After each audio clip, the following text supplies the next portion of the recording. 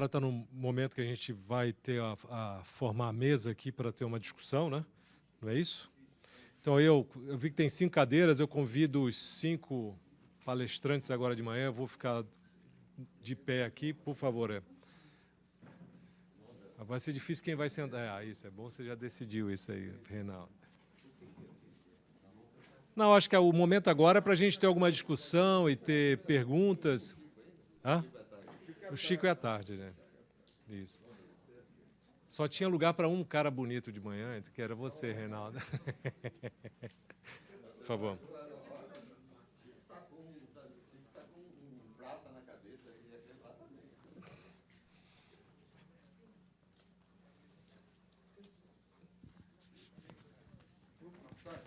Também. Eu vou ficar de pé aqui, ajudo vocês e passo...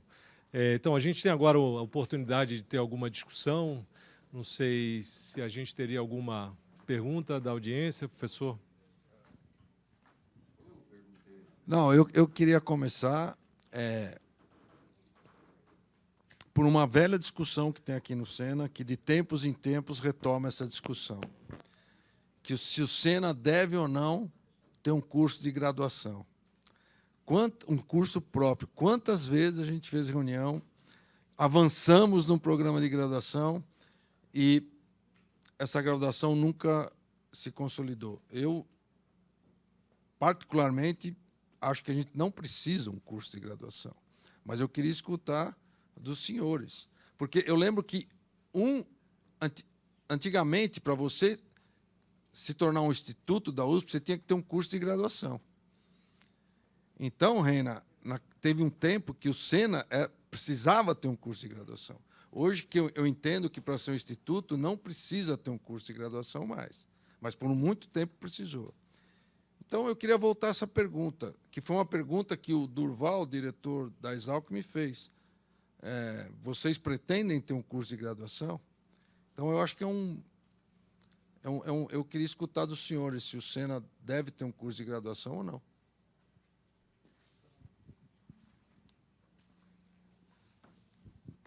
Acho que quem tocou no assunto fui eu, Zeba, e eu vou responder. Eu não diria que é essencial que você tenha um curso de graduação. O que é essencial é que você seja uma unidade da USP. Se você olhar o que está escrito no Estatuto, tá? Eu me lembro uma vez... acho que eu estava terminando o mestrado, eu estava subindo para a minha casa, ali, a Rua Moraes Barros. O Cervellini gostava de tomar o seu whiskinho, e tinha um barzinho ali, que eu passei e vi o Cervellini lá, eu desci e estava conversando com ele tomando seu whiskinho, e eu falei, Cervellini, o que serva? Eu chamava ele de serva, né? Serva, o que você acha que vai ser? O que é o Sena? Ele falou, olha, o Sena tem rabo de gato, pelo de gato, pata de gato, orelha de gato, mas é cachorro. Tá? Do mesmo jeito que o Nondas falou que queria um inferninho para si só, não é questão de inferninhos. Deixa eu voltar com uma pergunta para você.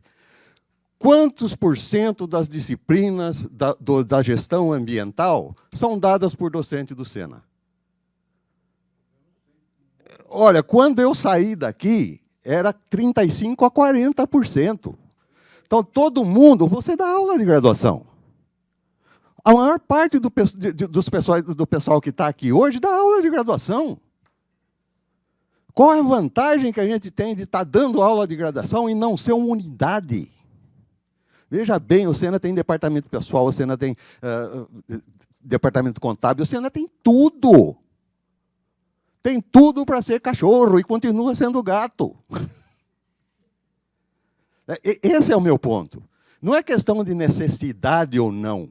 É uma questão de você estar dentro da USP como um órgão da USP. Daqui a pouco entra um reitor louco aí e pega e fala, não, vou acabar. Se você olhar o que está escrito no Estatuto do Instituto Especializado, nós somos atrelados a uma unidade afim. Então, nós somos atrelados. Eu acho que para deixar a coisa mais palatável, o Sena está ligado à Exalc, está ligado, eu acho que ao antigo IEE, está ligado, mas está ligado lá, não tem. O Sena não tem voz. Assim como a Exalc não tem voz. Tá? Eu sou uma voz diferente. Eu vejo que o meu irmão ficou até 75 anos na Exalc e fica batendo na tecla de que a Exalc não pode ser. Tem 6 cursos na Exalc. Nós podíamos ter 12 a 14 representantes dentro do Conselho Universitário. Simples, é simples. Então, não é questão de querer ter um curso por querer ter um curso, é questão de você ser tratado pela Universidade de São Paulo com a importância que você tem. E, infelizmente, eu não acredito que o Sena seja tratado com a importância que ele tem. Eu acho que o Reinaldo explicou muito bem, inclusive porque foi diretor, então teve acesso à cúpula, né, da USP. E, realmente, eu sou da Exalc, eu não sou do Sena. Eu não tenho vínculo nenhum com o Sena. Eu sou da Exalc. Como professor da Exalc, me aposentei como professor da Exalc. Inclusive, não deixaram que o Sena te desse o título de professor emérito do Sena. Exato, exato. Não me faz falta, mas seria uma honra. Boa agora. Se fosse o caso, eu teria que vir aqui de terno e gravata. Então melhor assim. Não, você lembrou bem. Olha, eu trabalhei na Exalc 30 anos, me aposentei. Não sei o dia que me aposentei, mas trabalhei 50 pelo Sena. Porque trabalhava na Exalc e trabalhava no Sena. Nunca deixei de cumprir uma missão qualquer na Exalc, né? E fui até chefe de departamento. E depois, quando me aposentei, fiquei mais 20 anos aqui, 20 anos. Vocês sabem.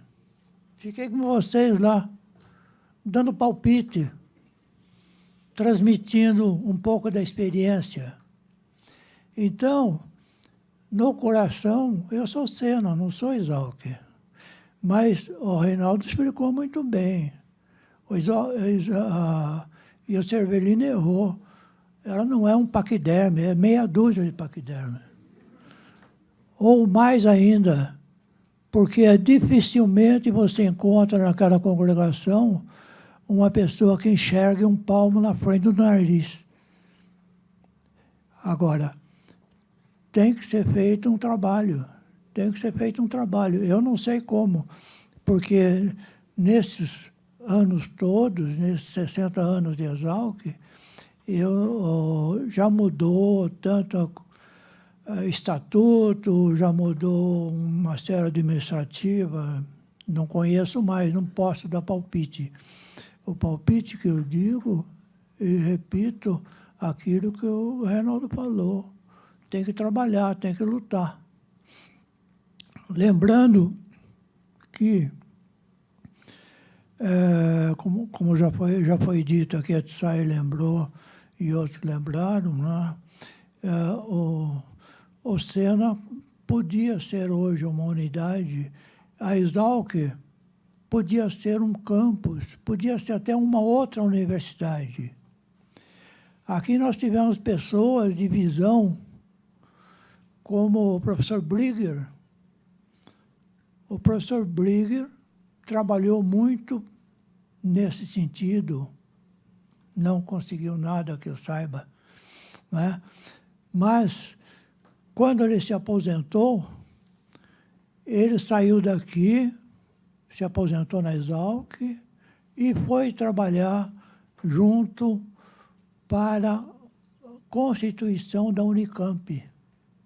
Ele é o mentor da Unicamp. Ele conseguiu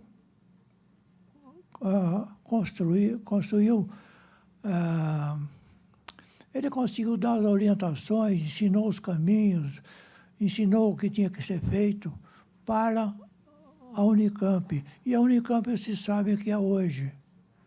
E nós não somos nada. O Sena não é nada, como foi dito. Então, é preciso trabalho e muito trabalho.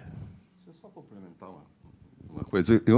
Eu falei aqui sobre a proposta que, quando o Melfi foi reitor, que ele pediu que a gente fizesse isso, tá? E nós tínhamos a comissão e nós fizemos a proposta que era justamente essa proposta de ter ciências florestais, ciências biológicas e Sena, formando um instituto, podia se chamar Instituto de Ciências Ambientais, mas seria uma unidade.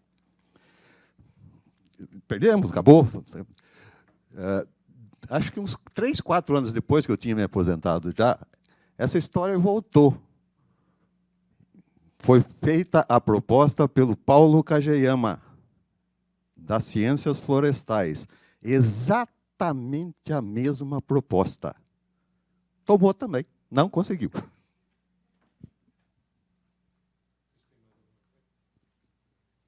Já que você provocou, eu acho que foi na época que eu era diretor, houve essa discussão de construir uma nova unidade que juntaria o Sena com a ciência biológica e a floresta no modelo. Muitos professores participaram da Exalc, aqui do Sena também, porque na época do professor Grandino Rodas, ele veio num evento na Exalc e propôs a nova geografia do campus. O professor Cacheta era o diretor da Exalc e existia um desejo muito forte da economia, ter a independência e criar uma faculdade de economia e administração.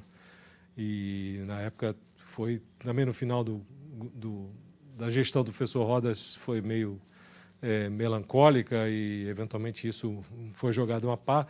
Acho que, recentemente, essa história surgiu de novo da Faculdade de Economia e Administração da Exalc, mas isso também não progrediu na congregação.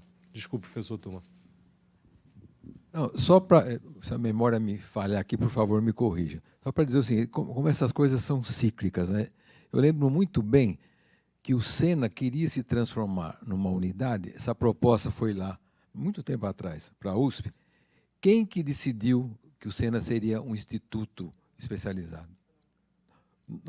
Essa proposta foi enviada para lá. Um relator falou, não, o Sena não deve ser um instituto especializado.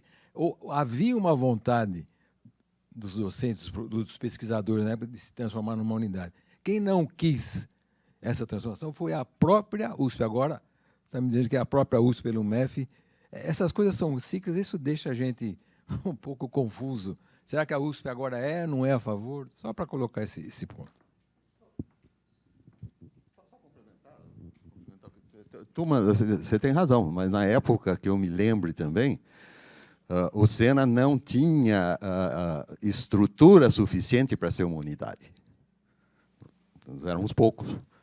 Tá? Você tem toda a razão. Foi criado o Instituto Especializado, porque nós não tínhamos, nós éramos 20 pesquisadores, não dava para fazer nenhum departamento naquela época. Então, por isso que foi feito isso. Tá? E isso também foi coisa que o Cervellini trabalhou. O Cervellini foi o mentor de tudo isso. Mas eu acho que, até onde eu sei, Tuma, foi feito isso porque a gente não tinha uma estrutura que hoje tem 40, 50 pesquisadores. E se juntar com o pessoal do campus, se juntar com floresta e biologia, pô, a gente pode ter um Instituto de Ciências Ambientais fabuloso. Eu só queria dar um palpitezinho de como você pôs a questão, se nós precisamos de ter um curso ou não. Eu acho que quem demanda um curso não somos nós, nem a universidade, é a sociedade. Há necessidade de um curso Y para atender a sociedade numa certa demanda? Então vamos fazer. Eu acho que é mais por aí. Assim que foi no passado. Por que apareceu uma faculdade de medicina? Bom, porque tinha gente doente, esse é o mais óbvio, né? Mas depois, de engenharia, porque tinha que fazer prédio, tinha prédio caindo. Então, vamos fazer uma faculdade de agrícola, a Exalc. Por que apareceu? Porque precisava, né? Então, agora, para o Sena, o que a sociedade hoje precisa para a gente inventar um curso? Inventar, não. Falar, opa, esse tema é bom para nós. Acho que é por aí que a gente tem que ir. Mas é muito difícil. Bom, o ambiente talvez seja mesmo o mais.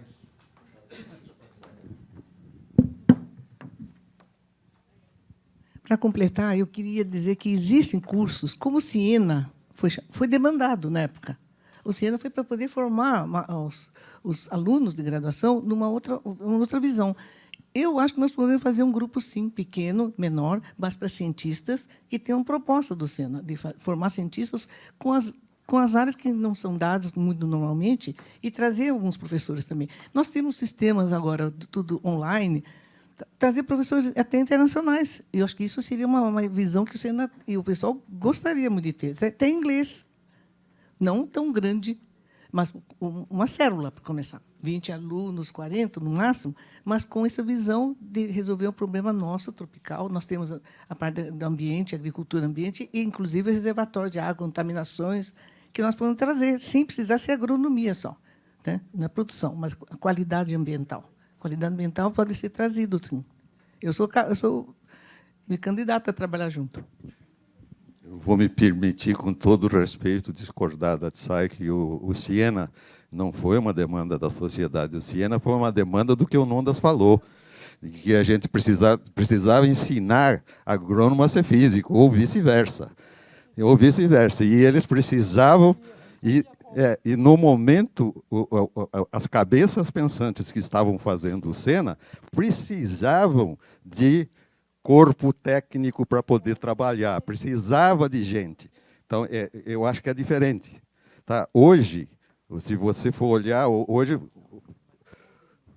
o modelo tudo bem, mas hoje nós já temos um pouco disso. Quando você vê que tem um monte de gente aqui, que são professores aqui do Sena, dando aula no gestão ambiental, na biologia, na ciência dos alimentos, é dali que você está trazendo gente para cá. Agora, por que nós não podemos, a gente ter um nosso aqui e formar o nosso pessoal aqui dentro? Então,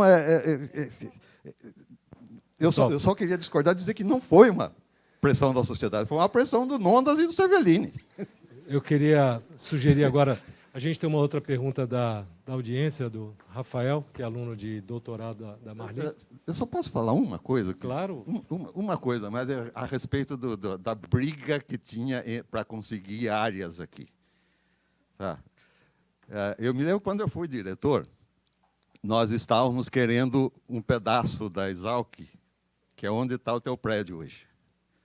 Tá? Chegar lá e falar assim, não, nós estamos usando. Nós estamos usando. Nós tivemos a paciência de levantar fotos aéreas desde 1950 até 2002, 2004, que foi quando eu estava na diretoria ainda. Exatamente do mesmo jeito, a mesma árvore lá por mais de 50 anos. Nunca tinha sido usada. E o que a Exalc fala? Não, nós estamos usando. Desculpe, eu sou exalquiano, mas... Alegava que era caminho das vacas. Caminho das vacas, exatamente. Legal, Rafael, por favor. Bom dia, professores. Eu sou aluno de doutorado atualmente aqui no Sena e, em nome dos demais alunos de pós-graduação do Sena e também da Associação de Pós-Graduandos, eu gostaria de agradecer muito a todos os senhores e também os atuais professores aqui do Sena, não só por terem aguardado a chegada dos tijolos, mas colocado cada um desses tijolos que permitem que hoje o Sena seja esse centro de excelência. E, como pós-graduando hoje, eu posso dizer que a gente, na verdade, desenvolve a nossa pesquisa dentro dos louros que os senhores propiciaram. Então, é realmente um privilégio estar fazendo a pós-graduação aqui no Sena. Mas a minha pergunta é a seguinte: nas falas de vocês hoje, ficou identificado que no passado do Sena e na sua criação, um dos focos foi a capacitação de pessoal de recursos humanos especializado. E esse sempre foi o foco do Sena e tem sido o foco do Sena no presente e, aparentemente, vai ser do futuro. Mas, como o professor Epaminondas bem mostrou, lá no início, o Sena absorvia todo esse pessoal capacitado que era formado. E, ao longo dos anos, o que tem acontecido é que essa absorção a gente sabe que está cada vez mais difícil. Então, o Sena continua formando anualmente mestres e doutores e dando cursos de pós-doc. No entanto, não tem como o Sena continuar absorvendo sempre esses profissionais. Como os senhores veem por futuro do Sena, onde os egressos do Sena vão poder se encaixar e como a contínua formação desse pessoal vai poder impactar não só o Brasil, mas como o mundo? Muito obrigado. São regras da universidade. E a universidade vê de uma outra maneira. Então, são abertos concursos públicos e todo mundo tem direito a se inscrever. Então, nem todos que têm a felicidade de ter uma boa nota no concurso serão adequados para trabalhar aqui. E isso ocorreu e vem ocorrendo, e ocorreu no passado também. Sinceramente, isso é um problema da universidade.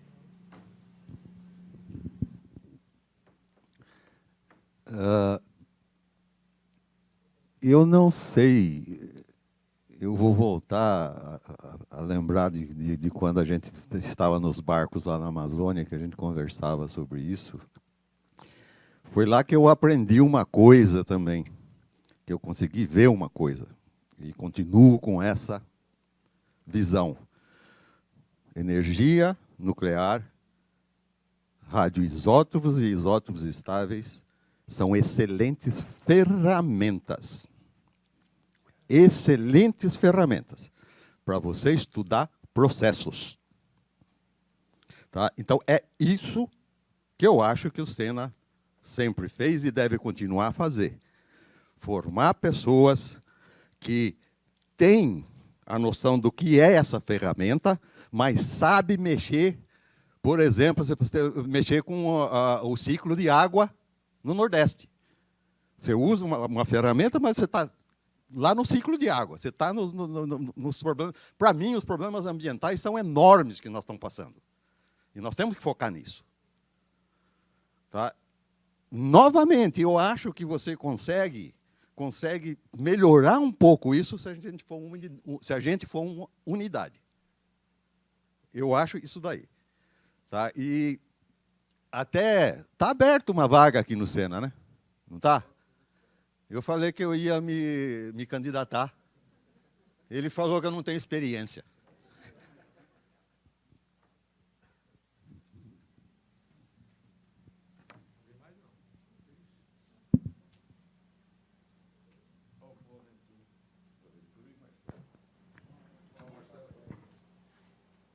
Na verdade, um comentário ainda no ritmo lá do Reinaldo, sobre o Sena ser ou não ser uma unidade. Quando o Oliva era candidato a reitor, ele estava aí onde o Epaminondas está, e foi perguntado isso para ele. E ele falou que o Sena ser unidade era só um problema político, não tinha custo. O Sena já custa para a USP quanto custa uma unidade. E o problema era político. Era convencer os pares a deixar a gente ser igual a eles.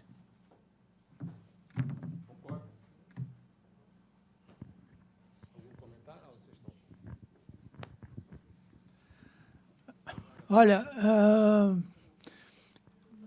você já disse a vocês aí que eu passei 50 anos aqui. Eu vi de tudo. Né? E a conclusão que eu cheguei em certas épocas, não posso dizer agora recentemente, mas era que os professores, certos professores da Exalc, tinham inveja do Sena. Certos diretores da Exalc sabotaram o Sena. Chegaram até a cortar a água. O Cervellini, quando saía, ele me deixava uma série de obrigações. Eu era o diretor substituto sem ser. né? Então, tudo eu que tinha que resolver. Ele passava quase, às vezes, passava quase a semana inteira no Rio de Janeiro, quebrando galho e procurando resolver problemas, né? Que ainda era a capital da República. Vinha no sábado, naquele tempo a gente trabalhava de sábado, ele vinha no sábado, resolvia uma série de coisas, deixava uns bilhetinhos para a dona Áurea, e na segunda-feira eu tinha que quebrar os galhos. Entende? Então eu cheguei uma segunda-feira aqui, dona Áurea, o que tem que fazer? Tal. Fui vendo lá, ela falou, nós estamos sem água. Aquele tempo a água que abastece o Sena não era do SEMAI, da prefeitura. A água vinha de um tratamento de água que a Exalc tem lá perto do posto meteorológico.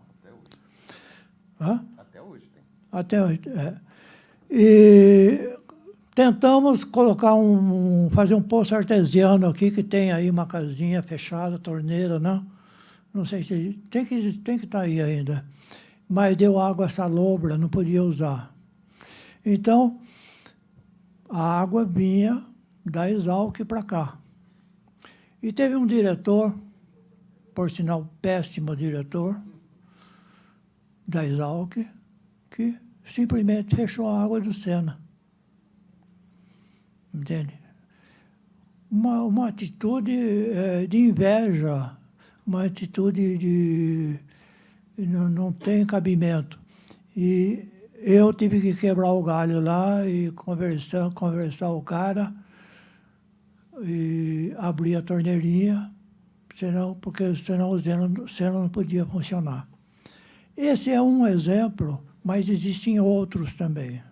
Existem outros e até certo ponto continua acontecendo. Só corroborar o que você disse, obrigado por ter lembrado. É exatamente isso que aconteceu.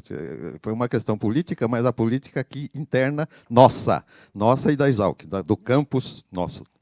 Ele queria ser reitor.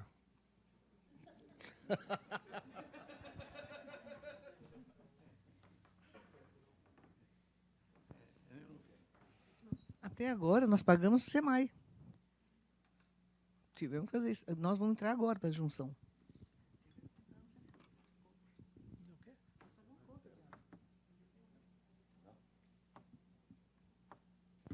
Você vai fazer um comentário em relação à pergunta do Rafael, ele não está aqui mais, mas eu acho que isso aí não é uma questão apenas do Sena sobre o futuro, né, dos egressos, né? A gente, pelo menos a experiência minha, que a gente sabe que normalmente os alunos do Sena não alcançam uma boa posição no mercado, né? Normalmente meus alunos sempre arrumam um emprego no setor privado, praticamente, né? Como a gente é muito heterogêneo, então varia muito. Mas acho que isso é uma perspectiva que os alunos, e eu acho que a gente tem que trazer essa discussão, a gente está planejando sobre isso, é que a perspectiva de ingresso em carreira acadêmica ela está cada vez, primeiro, menos atraente, né? Porque essas mudanças todas, no próprio regime de contratação da Universidade de São Paulo, universidades federais, a mudança de lei previdenciária, a carreira acadêmica vai mudar completamente. A gente sabe que esses ciclos de expansão econômica no Brasil são muito erráticos, não são previsíveis, né? Então, por exemplo, a obtenção de colocações em centros de pesquisa, como a Embrapa e outros, esses modelos, a tendência é isso também desapareceu, ficar mais difícil, né? E, de novo, também é a mesma coisa que futebol, você não tem mais time ruim, né? Você vai olhar na Copa do Mundo, antigamente tinha aquele pessoal que você achava graça, né? Mas hoje todo mundo é internacional e você tem competição. No caso da pós-graduação no Brasil, acho que a gente conseguiu atingir um nível que você tem pessoas competentes no Brasil todo, né? Obviamente, você tem uma concentração maior no Sudeste, mas você tem bons programas de pós-graduação espalhados pelo Brasil, ou seja, o ingresso na carreira acadêmica também é muito mais competitivo. E existe uma demanda muito grande da sociedade, que é a ideia de formar e você trazer o conhecimento que é gerado aqui, trazer isso para o mercado, né? Para você gerar riqueza, gerar emprego. E é isso que é uma área que a gente precisa estimular. Eu acho que o Sena tem excelentes histórico nisso, a gente tem empresas que saíram, na Bioagri, né, saiu de dentro do Sena, e a gente precisa estimular um pouco mais isso, e eu acho que essa discussão a gente está tentando trazer, a gente tem conversado bastante sobre isso, de oferecer ferramentas que permitam o aluno de pós-graduação não só ter uma formação acadêmica e científica de excelência, mas também ter outras ferramentas que seja mais competitivo. Porque isso também não é um privilégio brasileiro ou do Sena, isso é um privilégio, quer dizer, está acontecendo, é economia do conhecimento, né? As coisas mudam e o mercado de trabalho vai mudar, né? Eu acho até que aqui no Sena a gente tem um ferramental muito bom, porque você tem uma formação extremamente interdisciplinar, caso seja aproveitado pelos alunos. Então, acho que esse que é o ponto. Mas eu acho que é um alerta e acho que isso é uma discussão que a gente precisa aprofundar nos próximos anos aqui no Sena e tentar redirecionar ou aumentar. Só fazendo um contraponto ao professor Klaus também, que ele comentou sobre a demanda de graduação. Isso aí, quando eu era diretor, a gente questionava, tá certo, a gente não pode propor um curso de graduação, tirar da cartola, só para atender uma demanda nossa, para resolver um problema do Sena, de virar unidade. Mas a gente também não pode esquecer que nós somos uma instituição pública, e existe uma carência muito grande de formação de pessoas de nível superior. Houve uma explosão aí já nos últimos, talvez, 30 anos, né, de universidades particular, privada no mercado. Houve uma expansão no setor público, principalmente em universidades federais. As estaduais teve aquela explosão ali na época do Tuma, que teve a abertura de novos campos da Unesp, a USP abriu Zona Leste. Tem tido uma expansão de vaga, mas não tão grande quanto era prevista naquele começo do ano. Mas a gente tem ainda um compromisso social de oferecer, já com o custo que a gente tem fixo de salários e tudo, a gente precisa dar uma contribuição social maior. Não digo que seja através de ter um curso próprio, mas um envolvimento maior. E certamente a Exalc dispõe de estrutura, houve abertura de vários cursos na década de 2000, o último que foi aberto foi de administração, né? Mas, de novo, também a gente não pode abrir só sob o pretexto de obter contratação de novos docentes, que isso realmente é um plano horroroso, né? Eu acho que não é por aí que a gente deveria se preocupar. Eu, como falei no início, eu acho que a preocupação do Sena da perenidade ele acabou sendo resolvido, pelo menos nas últimas 2 gestões, e aparentemente nessa também, né, que já deu sinais, que já ofereceu 2 claros docentes esse ano. Houve já a contratação, tem o Juliano, que foi o último contratado, é o mais fresco, né, como se brinca, né, docente, que vai falar amanhã, o Lucas também, que não está aqui hoje, teve a impossibilidade de estar aqui hoje, mas a gente tem tido, houve alguma reposição de aposentados, na minha gestão e posteriormente. Mas, pelo menos, a gente conseguiu, porque em um determinado momento a gente não via essa perspectiva. Eu tenho certeza que muitos diretores passaram por essa agonia de ver que as coisas estavam encolhendo, né? A gente, em breve, vai ter... Também a gente está vivendo um momento de transição, que houve essa prorrogação também, que foi recente, acho que foi em 2014, teve a PEC da Bengala, né, que alguns dos docentes puderam estender a sua permanência, o professor Krug, a professora Tsai, o professor Zagato. Tem uma ali que trouxe até um exemplo literal da PEC da Bengala, a professora Elizabeth está acenando e mostrando a bengala dela ali. Beth, mostra para ele aqui, para o Zebuto não chegou a ver. Então, quer dizer, houve uma demanda menor de reposição de docentes que estavam se aposentando. Isso a gente vai ver e vai passar esse teste em breve, porque a gente vai ter uma geração que vai se aposentar. Mas, aparentemente, nas 2 últimas gestões, tanto o professor Zago quanto o professor Varran, a gente teve uma reposição dos águas, talvez nem tanto, né, por causa da crise financeira, mas a gente teve essa reposição. Mas isso é uma aflição que o Sena sempre passou, né? Então, legal. A gente tem mais alguma pergunta, discussão?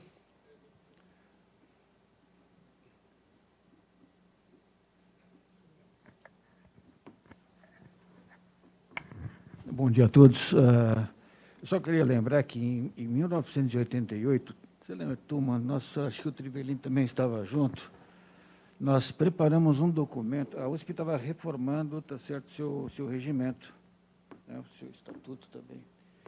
E nessa reforma, vamos aproveitar, Então, nós fizemos uma proposta para criar, para transformar o SENA em instituto, com 3 departamentos, que eram as divisões que nós tínhamos, tá, toda estruturada, e nós não tínhamos ninguém que representasse o SENA no Conselho Universitário.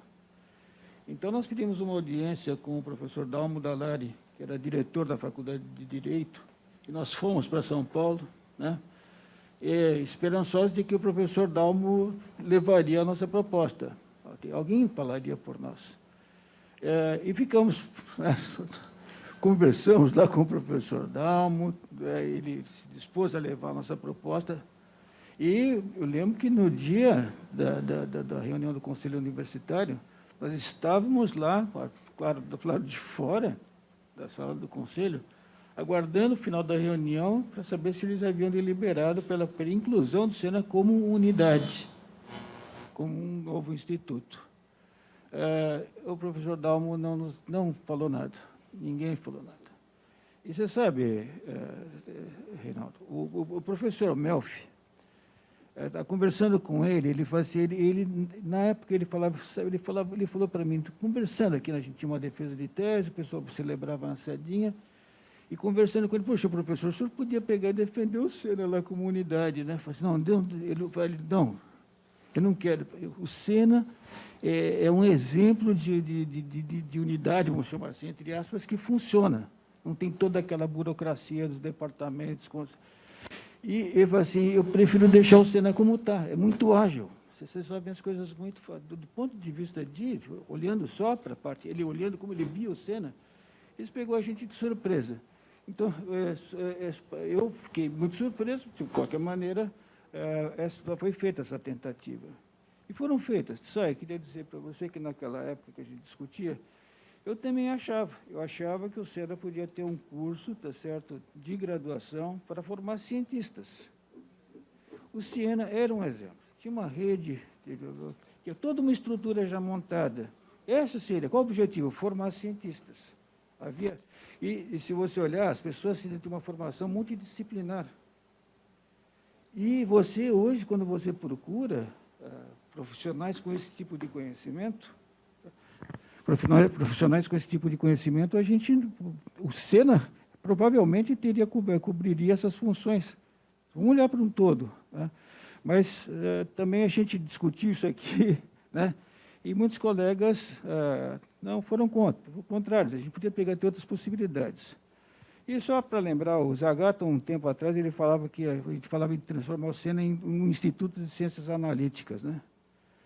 E pensando isso na adequação dos nomes do SENA, logo depois, quer dizer, só vou falar para vocês, tem um instituto na Alemanha chamado Instituto de Espectroscopia e Espectrometria Aplicada, funciona em Dortmund, chama ISAS.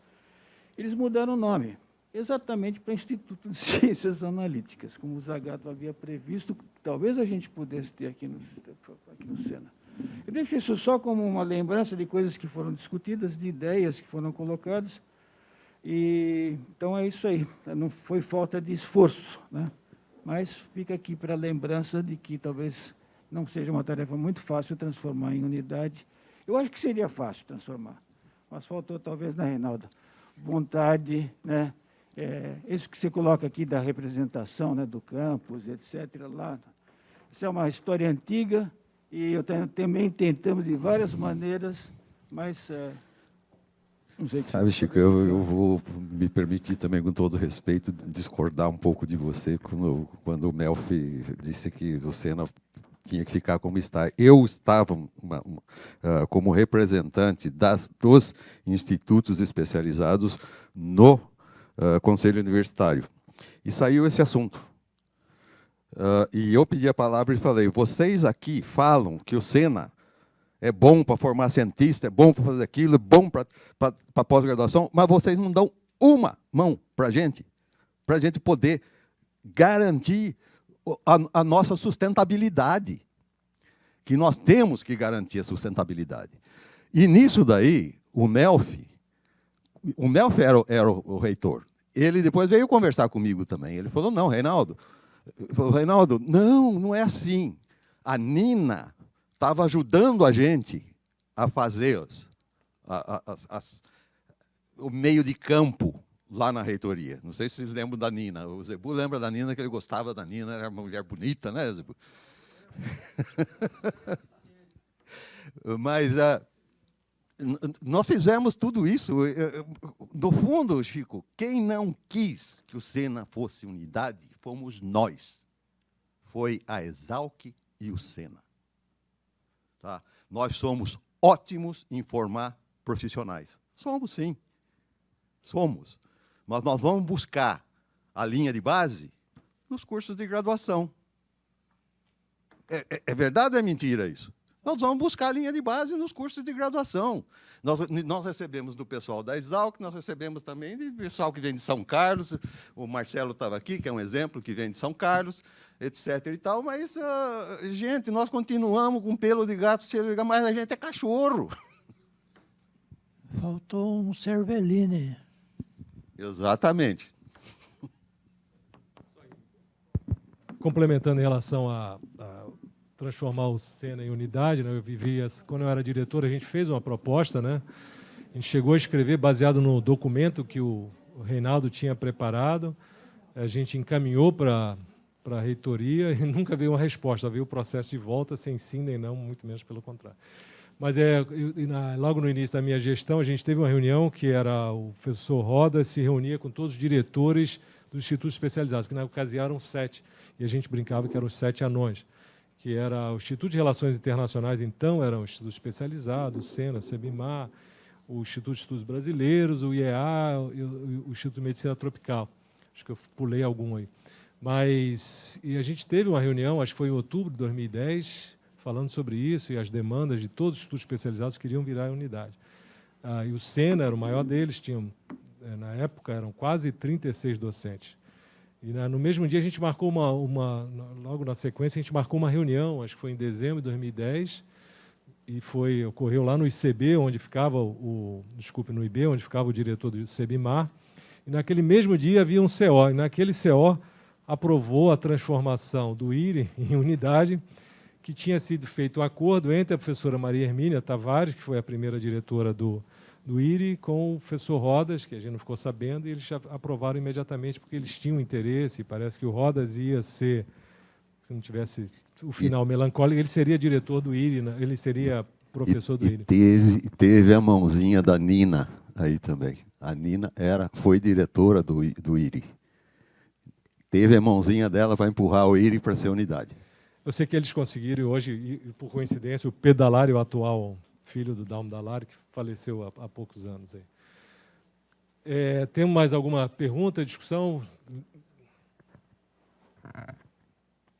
Eu só queria fazer uma última provocação e pediria que a resposta de cada um fosse 2, 3 palavras. O Sena é um sucesso, né? Pode pegar qualquer número que você quiser. Números de artigos publicados, número de alunos formados, recurso. O Sena, nesses primeiros 60 anos, foi um sucesso. Certeza vai ser nos próximos 60 anos. Mas eu queria, assim, que em 2, 3 palavras, cada um de vocês dissessem por que o Sena foi um sucesso. Pessoa certa no lugar certo, infraestrutura, dinheiro. O que fez o Sena ser um sucesso? Em poucas palavras, para a gente encerrar essa manhã.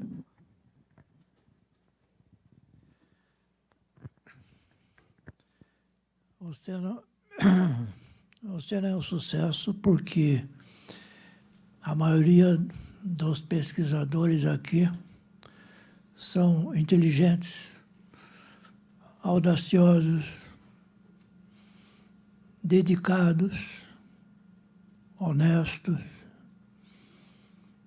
mas não são políticos.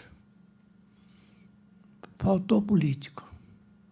Infelizmente, para aquilo que nós estamos tentando discutir aqui, é aquela má política que nós conhecemos.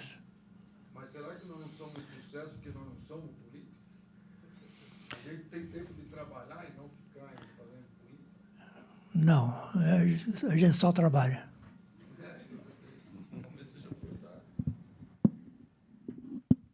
Eu concordo com o Nondas. Acho que faltou. O Sena teve as pessoas certas nos lugares certos quando foi criado, quando fez. O Sena continua hoje sendo um sucesso. Continua e vai continuar. Vai continuar, mas não vai, no meu ponto de vista, nós não temos uma possibilidade de realmente crescer.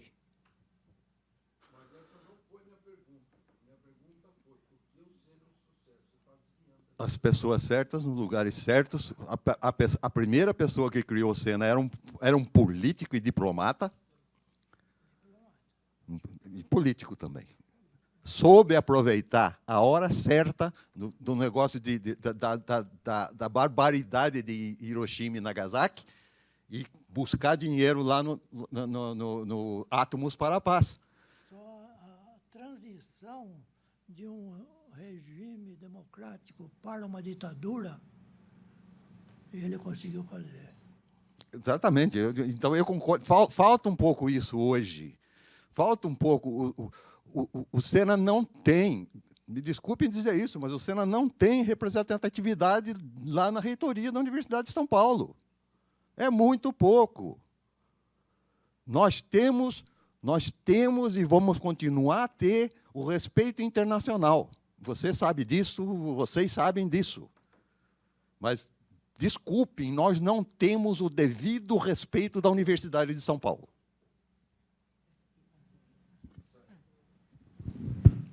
Concordo que foi uma oportunidade, mas nós fizemos também. As gerações que vieram foram estimuladas pela primeira geração. Eu tenho certeza disso.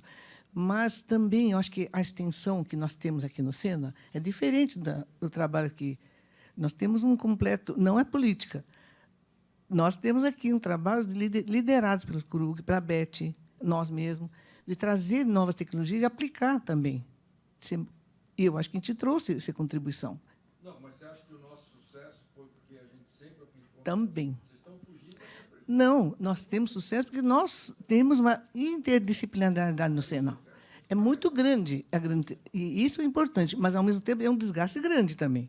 Vai depender do corpo técnico, e também, principalmente dos alunos e pós-doutores, que são muito importantes, os pós-doutores aqui no Sena também.